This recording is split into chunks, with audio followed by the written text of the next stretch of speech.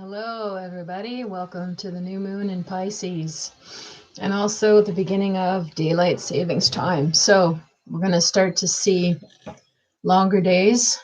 That'll be nice. Sunset a little bit later, extending our daylight. It's just, I can't tell you. After the winter that we've all had, it's going to be very nice to feel spring has finally kicked in. So let's take a look at the chart of this new moon. So, of course, new moon means that it's a dark moon.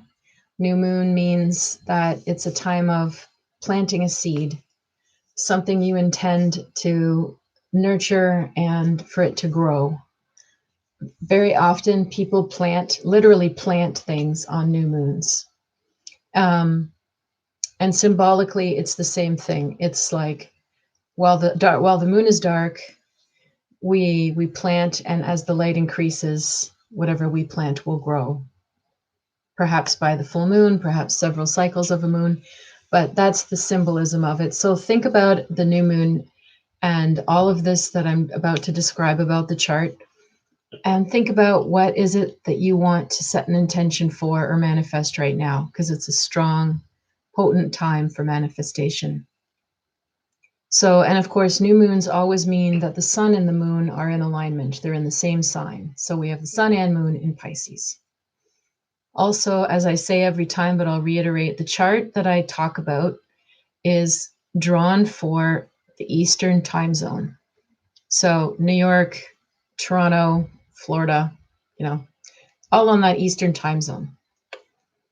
So when I talk about things playing out in terms of the houses of the zodiac for the Eastern time zone, that applies exactly. If you're living in California, if you're in the UK and you're seeing this, or Australia, the houses and where this energy plays out is going to shift a little bit because you're in a different time.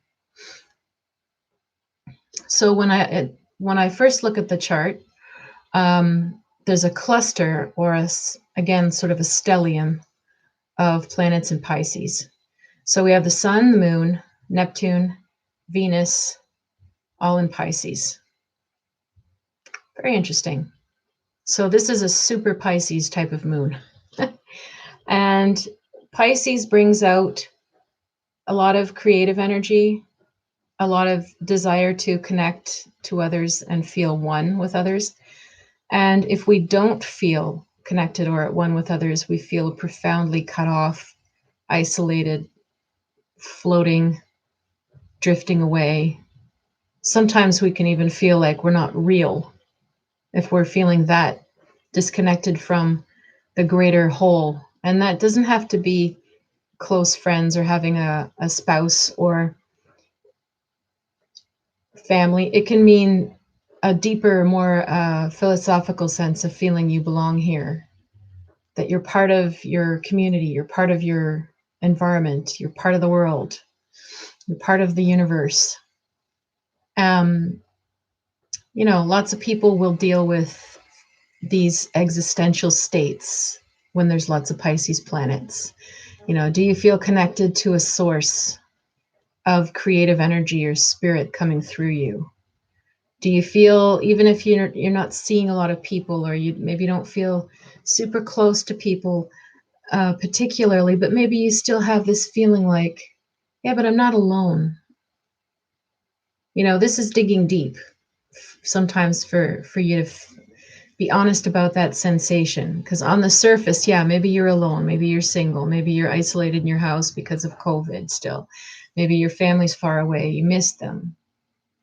So there's that lonely side, but on a deeper level, we're talking about, do you feel somehow alone in the universe, or do you feel like you're connected to the universe? And that means that can be anything from all the plants and animals, the weather, the mountains you live by, the forests, the rivers, on a deeper level. So these kind of themes could be coming up strongly at this time. But, thank goodness we're at the birth of spring, and we're at the birth of daylight savings. And when the sunlight comes out and the temperatures warm up, as it has been, people come outside, And suddenly you remember, oh yeah, I'm not stuck in my living room. There's life out there and I'm part of it. Venus and Neptune together. The sun and the moon are on the same degree of 23 degrees Pisces. And the Neptune and the moon and Venus are together at 19 and 20 degrees Pisces. So they really are on top of each other. But even though there's a few degrees apart, still that Venus-Neptune really pops out to me. And that is the closest thing to the ascendant or rising sign. Mercury is also there too, pretty close by in Aquarius. The rising sign of this new moon is actually 0 degrees Pisces as well. So like sun, moon, rising in Pisces. Come on, we have to talk all about Pisces today and understand what that energy is. Now, Venus and Neptune could create like a really powerful feeling of connectedness. It could create lots of dreams, very strong intuition, psychic flashes. Maybe you're able to go to the next level in your meditation. Maybe you're able to suddenly go into a deeper trance if you're working with therapies or hypnosis or with your psychic abilities. If you do that, maybe you have more flow in your artistic or creative life. Maybe ideas are just coming and popping out of you. This is what Pisces is at its best. It's like it understands that it's receiving this sort of beacon of energy, divine energy, universal energy, source energy coming through us. And it allows it to happen. It allows it to come through. And as it does, you go through, various states of being, emotional, whatever, but you understand that it's like it's a river and it just keeps flowing in and out, and it'll change and it'll come and it'll go, and you don't hang on to it, you don't worry about it, you don't judge it, you just because then it gets stuck.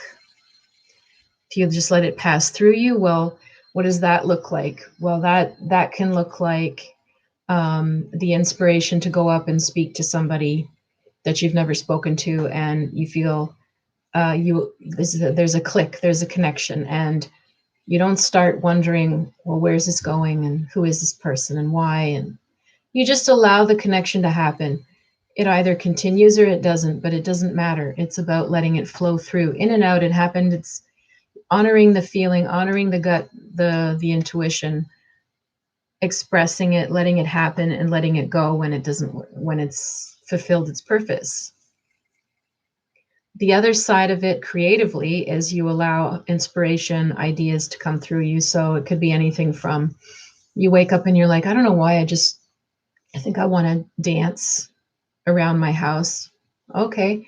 So with Pisces energy, there's no judging it or wondering, or should I pick, spending an hour picking the right dance class online or fussing over the right music. It's very organic. It's very immediate.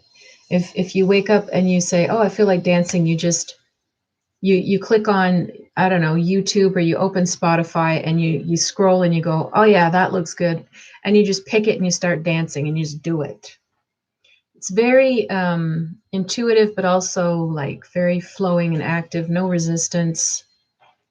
It just senses things and accepts things, Pisces, at its best. If it's about your creative world, your creative ideas, also it could be that maybe you're suddenly inspired. You just get a flash of a certain meal that you haven't had in a long time, and you're like, and again, it's not like the full moon in Virgo, where the Virgo would start to analyze and break down the recipe and start to make a plan of what stores and how many places we need to get the perfect ingredients. Pisces moon, Pisces sun, Pisces Venus, Pisces rising, Pisces Neptune. This is much more the energy of I wake up in the morning and I have a flash of lasagna that pops through my brain, and I just go get the stuff and make it. And by supper time, I have a lasagna, and I didn't think about it at all, and it happened. That's Pisces. Because Pisces is connected to the intuition and the emotions. It's all flowing as one thing. They don't feel the need to break it down or judge it or put it into compartments. They don't feel the need. They have to know why. They just do it. And they don't feel the need to make attention, call attention to it, let other people know about it, ask their approval for it. It just happens. They just do it. When it comes to relating to people, it's the same thing. You're inspired to tell somebody something, express yourself a certain way. You don't break your head over it. It's just, it's there, it comes out, you express it, you try, you say it. Again, you might say something really deep out of nowhere. You might say something playful and silly out of nowhere, but it's allowing this creative flow to come through you. And when it works at its best, it gives you a lot of ease in your life. It gives you a lot of just very quickly navigating with your intuition. What's a yes or a no, what feels right to you and doesn't. And that applies to everything from daily life to relationships to even, maybe not a decision that you've been hanging over or hanging on to for a long time, because that you've probably already been mulling it over for so long that it doesn't have that fresh, feeling to it. Whereas all this Pisces is like something suddenly happens outside and you just respond to it without thinking. And because your intuition is very good, you get a feeling of, oh, should I go to the front door? Yeah, I should. Okay, so I get up and do it. Oh, wow, there's somebody outside that looks like they need a hand with something. Do you need a hand? Yeah, okay. And you run down the stairs and you give them a hand.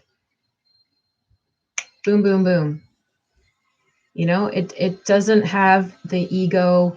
It doesn't have a critical eye. It doesn't need to know why. It doesn't judge. It doesn't need to talk about it first. It's just there. It just is, just does. That's a Pisces good flow. Now, when Pisces is not in a good flow, what happens? Pisces needs, energy needs to feel the flow, to feel alive, to feel at one and connected to the greater whole. And if they block it, the flow, or if other people block their flow, then they start to feel invalidated or disappointed, depressed. If they feel unvalidated and they can't connect, or people are blocking that beautiful flow of creative energy everywhere they go, then they can start to feel like they want to isolate themselves, they want to run away, they want to escape into something, into a different world, a different place in themselves where they do feel the flow. And this is where Pisces will turn to science fiction, fantasy, video games, movies, music, art.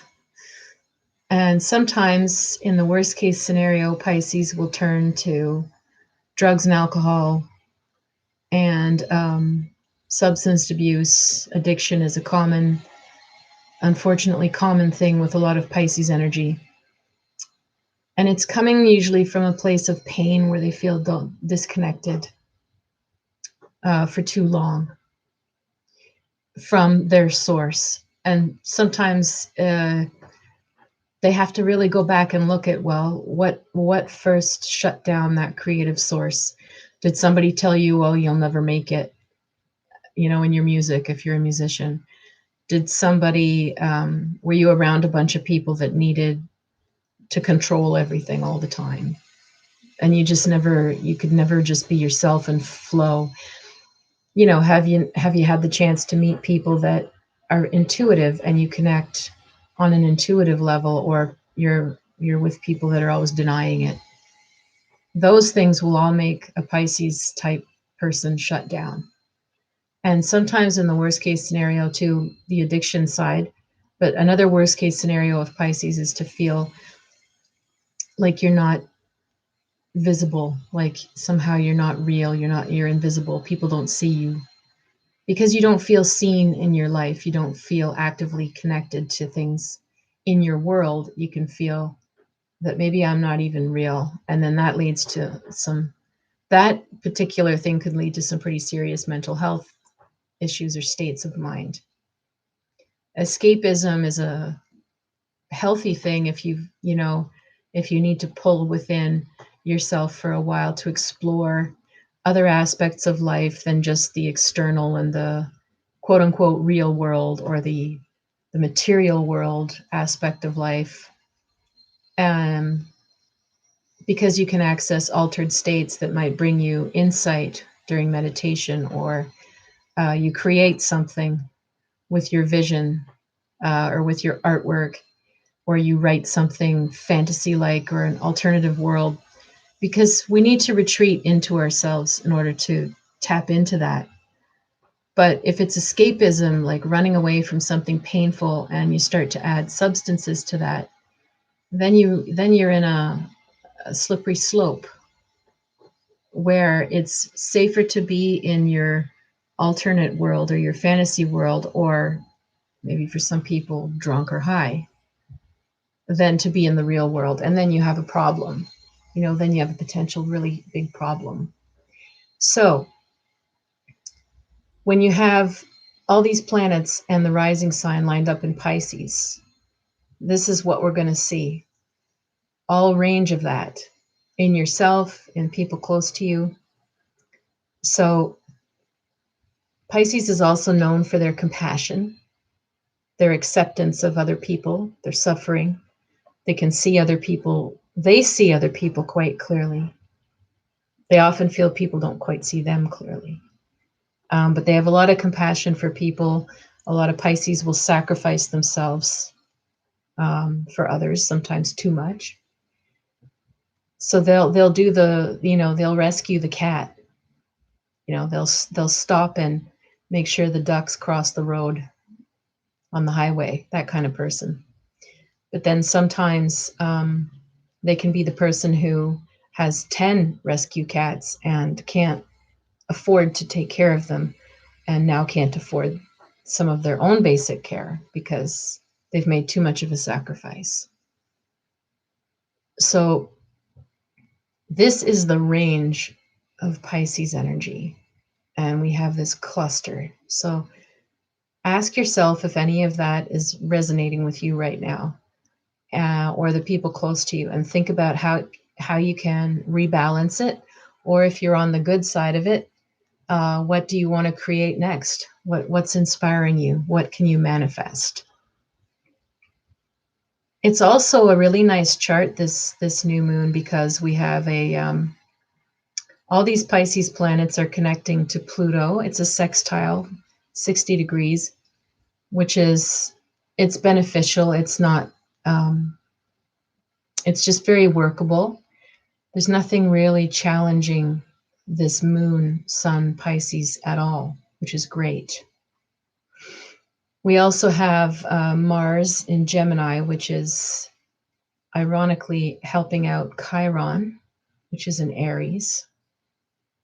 Again, sextiles, but still, Chiron is also making a sextile to Saturn in Aquarius. And yeah, Mars and Saturn are actually trine, making a good aspect. So this is a pretty healthy chart as far as energy flowing. Now, the only challenge we have really for this new moon is we have Mars again in Gemini, and I'll talk about what Mars in Gemini means. We have that squaring off with Mercury and Jupiter, which are in Aquarius. So Mars square Mercury can be, I would say, look for argumentativeness, criticism, shutting people's ideas down, competition on an intellectual level, or debating. Both are air signs, so it's both like to talk, both have a lot to say, both are intelligent. But Mars square Mercury, you would expect people to oppose your ideas. Now, the interesting thing is that Mercury and Jupiter that it's squaring off with are actually in the 12th house of this chart. Again, if you're in the Eastern time zone. So we might not feel it so outwardly because Jupiter and Mercury in Aquarius means there's a lot of mental activity going on right now, a lot of thoughts, a lot of ideas. But they're in the 12th house, so you're either not sharing it with people. If you have some strong opinions or controversial opinions, or you have some innovative new ideas or decisions or things you think need to be done, you might not be saying them out loud because they're in the 12th house of the unconscious. You might even be just having weird dreams about stuff. And you should really pay attention to your dreams when there's all these planets in the 12th, with Mars activating that house too. So as far as the argumentative debating side of Mars square Mercury Jupiter, yeah, you might not feel it that bad, actually. Like I said, this could be internalized. You could just, if you want to avoid any unnecessary conflict or debates right now, you might just want to journal or keep some of your strong opinions to yourself, or keep them very private with people for now. And then you'll completely avoid this whole dynamic, but it doesn't feel terribly strong to me. Most of what's in the chart actually looks quite helpful for getting into the flow. Now, the other thing we have that's a bit conflictual is Saturn square Uranus. Saturn's in Aquarius now, we know. Uranus in Taurus. But again, Saturn is in the 12th house in this chart. The 12th house is the house of Pisces usually, and it represents the hidden and the unconscious. So again, a lot of the time, these things are operating sort of like in the background, or your operating system, if you will.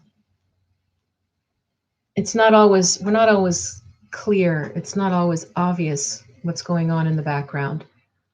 So again, if I saw that in my own chart and I saw Uranus squaring Saturn and Saturn's in my 12th, I'd more expect that I'd feel a little bit of restlessness. I might feel a little bit like cagey, like I gotta move. Something's keep preventing me from like busting out and doing something. Just a little bit. I might also, again, could be a lot of dreams. Also, anybody who's doing healing work or deep healing work during this moon, all of these planets in the 12th house could actually be really helpful, because the 12th house only works well if you're willing to look at yourself. It's any planets in your 12th house are saying, hey, you're not acknowledging me. You have to dig deeper to get in touch with that energy. And then when you awaken it and you know that I'm there, now I can help you. So it's sort of like a part of yourself is buried when it's in the 12th house, and you have to dig it out. So anybody who's doing a lot of healing work right now might see some breakthroughs because of these planets and because Mars is activating them. You could have a healing breakthrough with this configuration as well. Now I'm just going to check.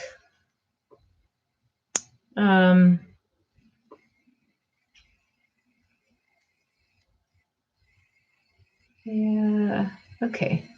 So Venus and Neptune it's not really saying that they're squaring the nodes, but they are. The chart didn't draw them for me. So Venus and Neptune squaring the south and north nodes.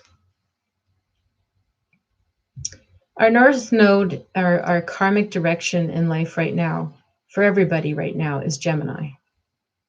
So we're moving away from Sag, which is globalizing, Very interesting. Usually Sagittarius is all over the world, traveling, multiple cultures, multiple languages. And we have the North Node in Gemini, which is usually about your local neighborhoods, your cities. So this is interesting, isn't it, during a pandemic, that these nodes have been dragging us this direction this whole time. So the pull towards coming back to your local neighborhood, to your city, to your block, to the people around you, where you live now, instead of always, I want to be across the ocean, I want to be on a trip. Very interesting. This is where it's calling us right now. And Mars is in the same sign. So Mars in Gemini, North Node in Gemini. So that's really pulling us again. Come out the door, come out and meet people, come out and socialize. It's Gemini. And then shut yourself back in, because Gemini also needs downtime and alone time. But then social, and let's chat up the whole neighborhood. Oh, now we'll go back home and regroup. But with Mars in Gemini and the North Node there, it's time to, as we can, come out the door and socialize in your local areas, local neighborhoods, communities. And that Mars is also in the third house, which rules Gemini. And the North Node is right exactly on the cusp of the fourth house, which is your home and your roots. So yeah, I think this is a new moon to get out the door, go for a walk, get outside. You can say hello to people from a social distance. You can walk by somebody's balcony, give them a text, hey, I'm here. Come out in your balcony, say hello. If the weather's good, bring out some connection to people again. We've all been locked in and locked down for a long time. As long as you can do it safely, venture out at a social distance and say hello to people. Gemini Mars in Gemini in the third house is very social. All right, let's take a look now at our cards for this month, for this moon. All right. So let's burn our sage.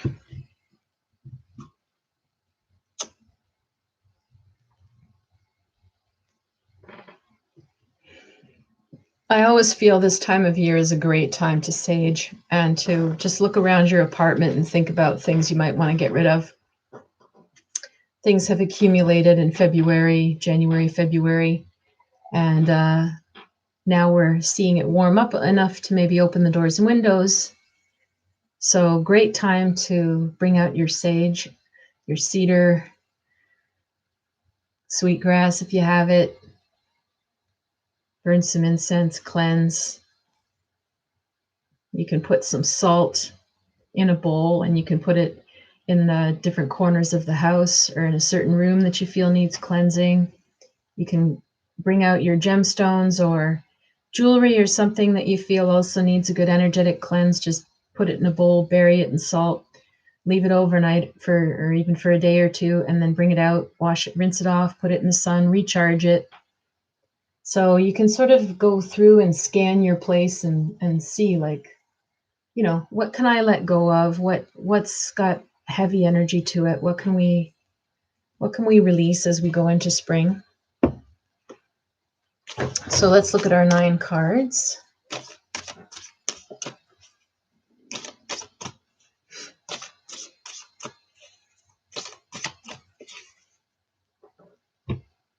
All right. So the first card is the 7 of Wands, and the 7 of Wands is Mars in Leo. It says valor on the card, and usually it represents a need to stand up or assert your boundaries. So, you might be in a situation where someone's taking advantage of you, and it's time that you say no.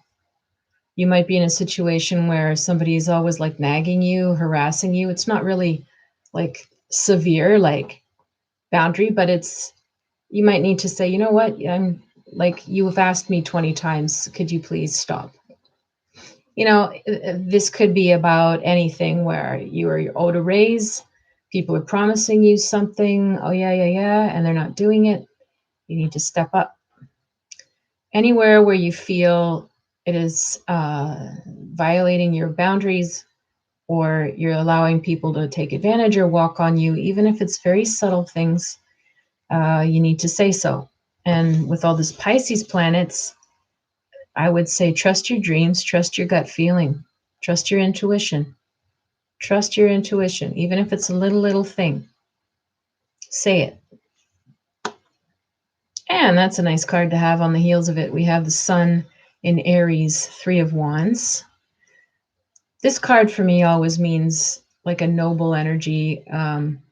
It's the Sun in Aries. It's thinking of yourself. It's putting yourself first, validating yourself, not in an ego way, not dominating others, but it's saying like, I am whole in unto myself, and I need to honor myself. So if you act and you put your limits, or you discuss things with people in a way that you're doing it to value yourself, it's comes off differently than being defensive or argumentative or something. So put yourself first, take the high road, do the right thing.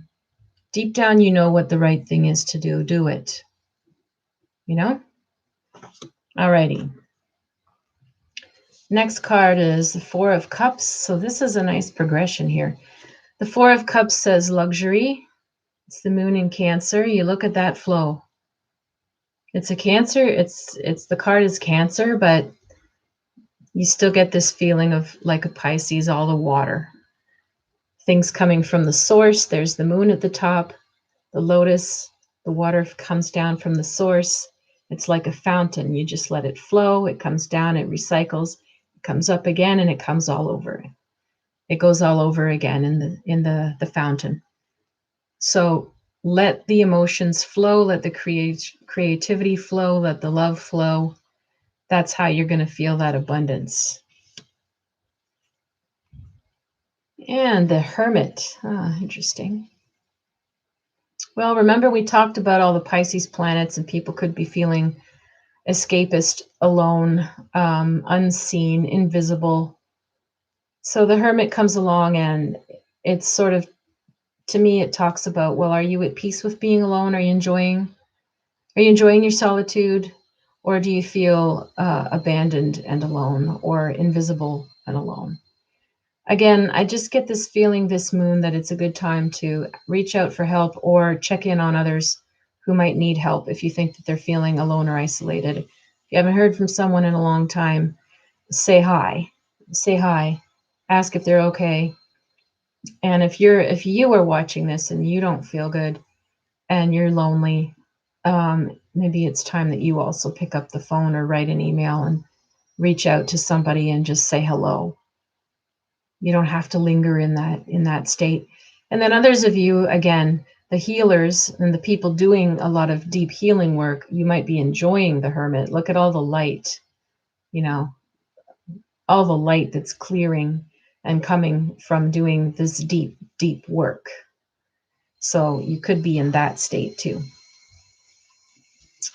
The Tower after the Hermit. Yikes. Okay. Well, for me, the Hermit and then the Tower. This feels like clearing some very, very old or painful baggage. This feels like deciding to truly move on and let go, let something fall apart in order for your life to get better. The Tower, it means that it's always something that you've already had the messages, you've already had the warnings. So now life sort of forces you to change something if you haven't been changing it and you know that it needs to be changed. Don't wait for the Tower to hit you. All of these other cards are saying stand up for yourself, put yourself first, ask for help if you need it, go deep into your healing work. For the healers, the Tower could definitely be the shedding or the breakthrough, the liberation from something old. For those of you that are feeling scared and isolated and invisible, the Tower could be your breaking point. You might have to ask for help. You might not be able to take it. Or if you're hanging on in that Pisces way and sacrificing yourself for anybody or anything, the Tower might come along and say, stop it. Don't do that. So let's see. Wow, look at all these strong major arcana. Okay, the next card that comes is Lust, Passion after that. What more of a sign of liberation can you get than that? The Tower and Lust. The Tower is like, we're getting this out of the way. We're letting go of that. This is done. No more. And then the Passion comes back. The lust for life. Look, she's connected to the source. She knows. She's like, yep, I'm just tapping into it. I can just lie back and it flows through me. And all that red, all that passion, yeah, it's time to act on it. This isn't I know other people online have been saying this too, but I would agree. This moon is about following your flow and doing something about it. It's not an intellectual moon of think, analyze, wonder. The full moon was more like that, cerebral. This moon is more like unleash, express, say, do, let go, walk, visit, action. Two of Pentacles discs. That's just yin yang, change, light, dark. Accept that everything is a flow, everything comes, everything goes, things start, things end. People are in good moods, bad moods, so are you, up, down, around and around the cycle we go. Infinity, the infinity sign, the snake, you see it? The yin yang, there's no good or bad, there's just light or dark, there's just what is, and it changes all the time. So accepting the flow, accepting change. And the Princess of Cups. So this is your innocent side.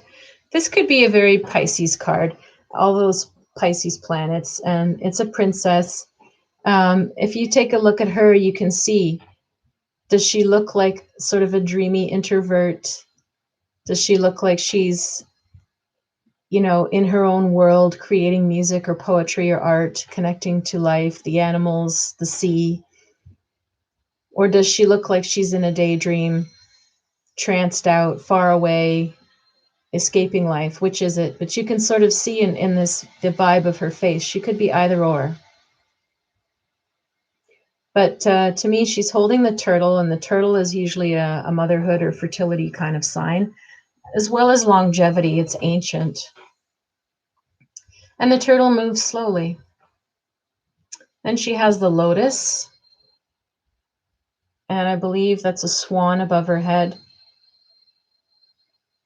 There's a lot of gracefulness in this card, and when you've got like passion and then you've got the flow of change with this, I would say there is some sort of breakthrough or breaking out kind of moment for all of us on some level, this new moon. And then the passion will lead to sort of a more organic, graceful kind of flow that happens after that.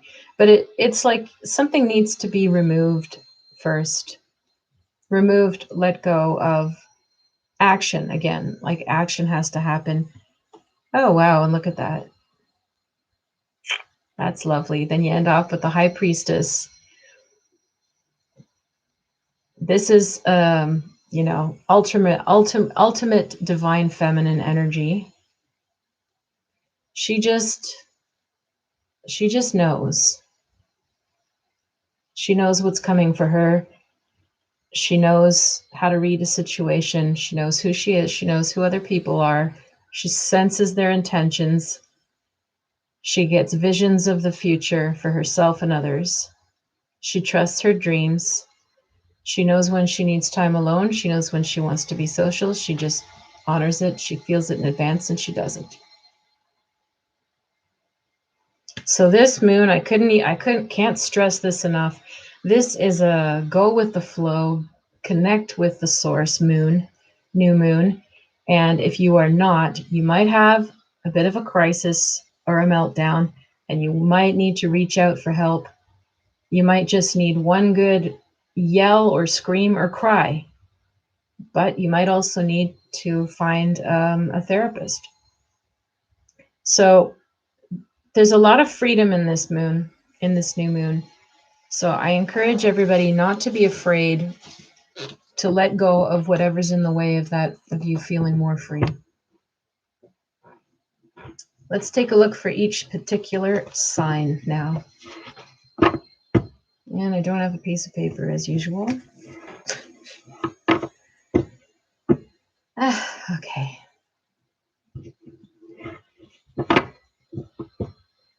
Well, we're gonna go with the flow, and people can just watch and find it. That's how I'll do it this time.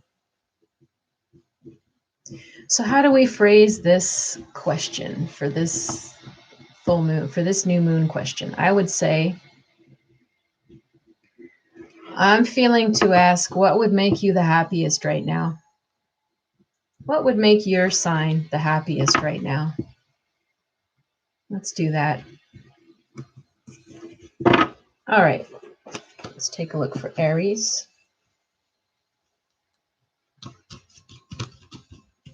Aries, what would make you the happiest right now?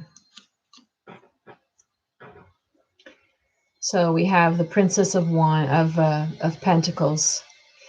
This definitely speaks to me about getting outside, being out in nature, being next to the trees or the woods, out in the river, out by a mountain.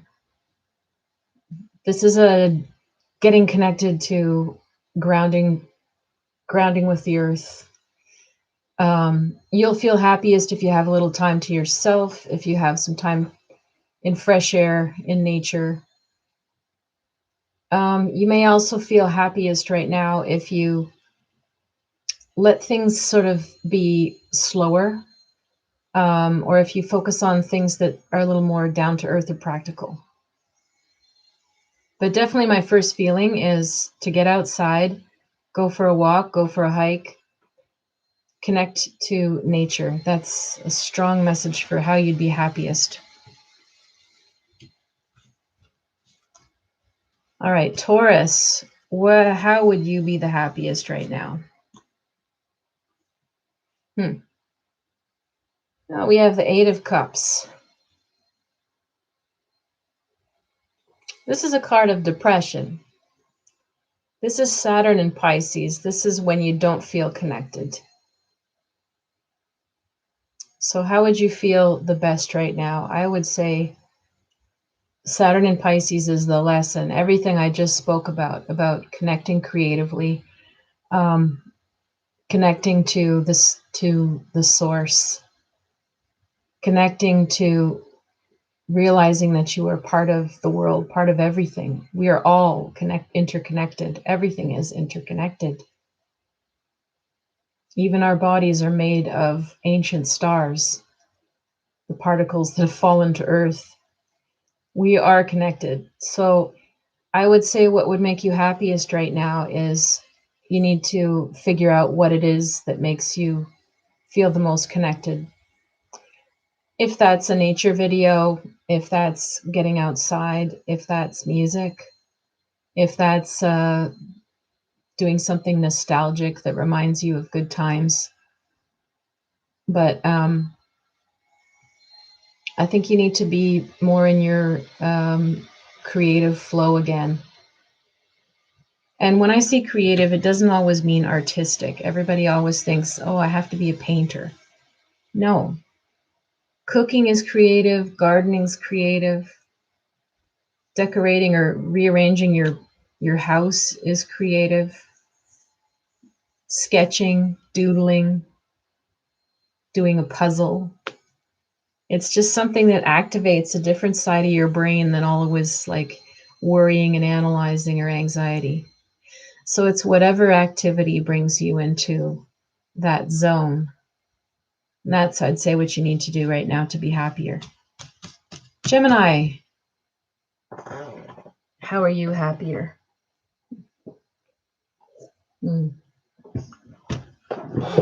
Root beer. I don't drink soft drinks very much anymore, but this one came with something. Anyway, justifying my root beer. Sure tastes good though. Man, I'm staying away from sugar. Alrighty, here we go. Gemini, what would make you feel happiest? Nine of Swords. You have an old betrayal to heal. You have something, a time in your life or a person. This could have been a betrayal on any level, could be verbal abuse, mental, some sort of sexual betrayal, cheating, who knows? Somebody that stabbed you in the back, and you will feel happiest if you heal that. So how do you do that? Sometimes you got to go back and talk to the person that it happened with. But let's face it, 9 times out of 10, people are not open to that. They don't want to, or they don't want to hear it. So what do you do? So you can write a letter and say everything you would ever want to say to this person, and then you can burn it. And as you do your best to say, I forgive you. I thank you for the things you taught me, and name out loud, what did you learn from that experience? Even if you learned, I will never do X or Y or Z again. I will never date. I will never trust someone like that. I won't get involved in this kind of thing again. But just say out loud what you learned. You can try to visualize the person. You can try to cut any kind of cords, ask that attachment be removed. All kinds of things you can do. If you're having trouble, you can message me. But you will be happy if you finally forgive or let go or cut or confront a betrayal from the past. All right. Cancer, how would you be happiest right now? 6 of Cups. Well, pleasure. Yes, pleasure makes us happy. This has definitely got a seaside feeling, doesn't it? It's the ocean, cups and flowers. Maybe you want to bring some flowers into the house. Maybe if you live near water or you want to go be near the water somehow. Cancers tend to do well when they're by water. Sometimes it's a card of traveling. Obviously, there's restrictions on our travel right now, still with COVID, but there's day trips available. There's things we can still do. You might want a little short trip or journey. You might need to feel a little bit of a sense of new scenery, big sky. And the other thing I'm going to say is not available to all of us, but sometimes this can be a card of sexuality. It's a Sun in Scorpio, and it says pleasure. So could be sexual pleasure, sensual or sexual pleasure. So, I'll say no more about that. That could make you happy. If you don't have access to that aspect of life, then the sensual is available. So have nice massage oil, massage cream, things that smell good. Have a bath with lots of salt. Go get a massage if you feel okay with that. Pamper your body. Leo, how would you feel the most happy right now? Boy, lots of heavy cards coming up for a happiness question. I shouldn't be surprised, I guess, but Leo, you will feel happier if you finally let yourself grieve somebody. This is a card of sorrow and grief. You might need help. You might have to talk to somebody and reach out. You might have to admit that something is over or gone or done. If it's not a person who passed that you're grieving, it could be a chapter of your life. It could even be grieving what we have lost during the last year during COVID as a society, or your particular life, your business, who knows what. But stop trying to be so strong and allow yourself to grieve. And then that's like I was saying with the earlier general reading, that's sort of like the tower. The breakthrough, the liberation that will come from allowing that energy out will bring you back into much more of a light feeling and a creative flow again. So yeah, don't suppress any sorrow. Virgo, what would make you happy right now? Well, how very Virgo is that? Six of Swords, precision, card of science. This card is just always looks clean, organized, precise, detailed, tidy, symmetrical. I would say that's a very, even though it's an Aquarian card, it has a Virgo, very nice Virgo feel to it. So how would you be happiest? Well, put things in order. Just organize, clean your environment, go over your stuff, see if everything in your house, see if all the pictures are even and level, if things are symmetrical, if things are cluttered, get things clean and tidy and feeling spick and span. That's going to bring you mental happiness. I need to do that too. All right. Libra, what would make you happy right now? The Chariot. Interesting answer there. See, the Chariot is about obstacles.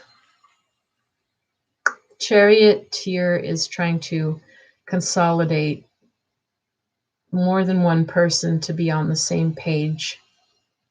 And there's usually difficulty or a lot of work in order to do that.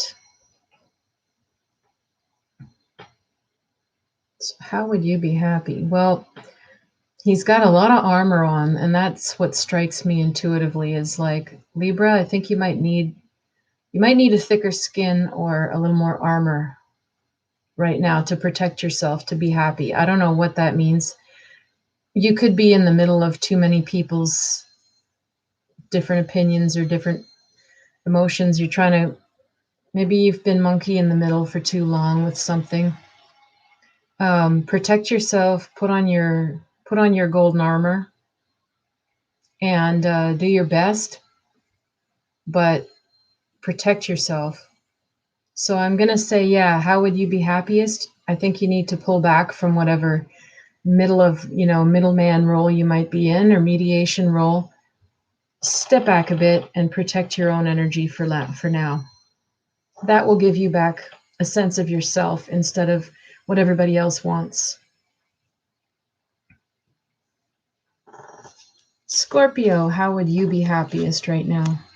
Oh, very nice. Another pleasure-like card, happiness. The happiness card for Scorpio. Well, that's great, because Scorpio, don't you get a rough rap? Isn't it enough now? So the Nine of Cups, celebration. How would you be happiest? Well, this, reach out to friends, people that you love. Create something of a gathering, even if it's online.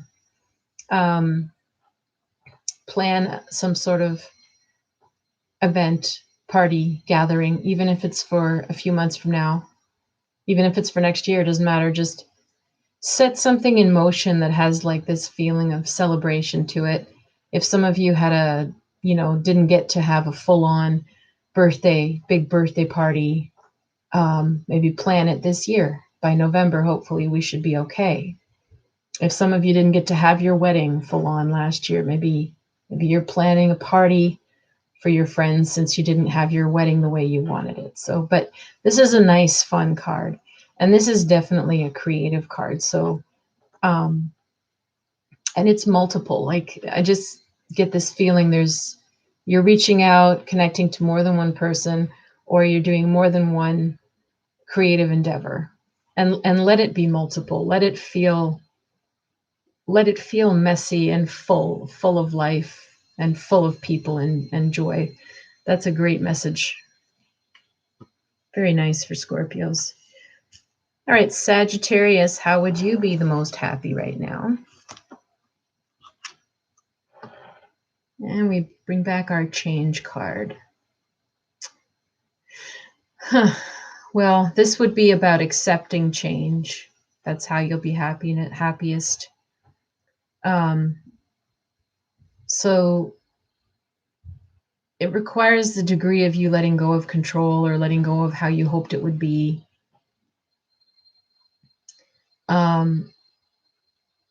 There's probably a lot of changes going on around your life. And to try to do your best to just be at peace with not knowing what's going to happen next and not trying too hard to fix or save or dash in there or intervene or whatever. Just facilitate lightly. You know, this is, and if you're in the healing side of things and you're using this card as a healing message, you know, this is an affirmation, like just remember that you are light and you also have shadow. You are both. And you won't eradicate the shadow and be all light, and you're not all shadow with no light either. You're both. You are both. Other people are both. So how do you somehow you make peace and accept, which is very Pisces, seeing the truth of just seeing what is and accepting it. Take a look at the people around you, see who they are, and just accept, okay, well, this is my friend and she's lovely and outgoing and talented, and then she's also a complete biatch when she's at a Walmart. Like, she's both. You know, she's always agitated in traffic, but she's the most generous person I know. She's never going to change. That's who she is. I accept it. This is who this person is. That's the kind of energy, allowing things to be dark and light. Allow yourself and people to be dark and light. It's the nature of the universe. All right, Capricorn, let's take a look. What would make you the happiest right now?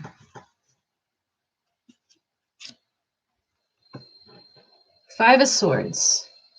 Okay, so I would say you're doing too much, and the Five of Swords is telling you to cut back, quit something.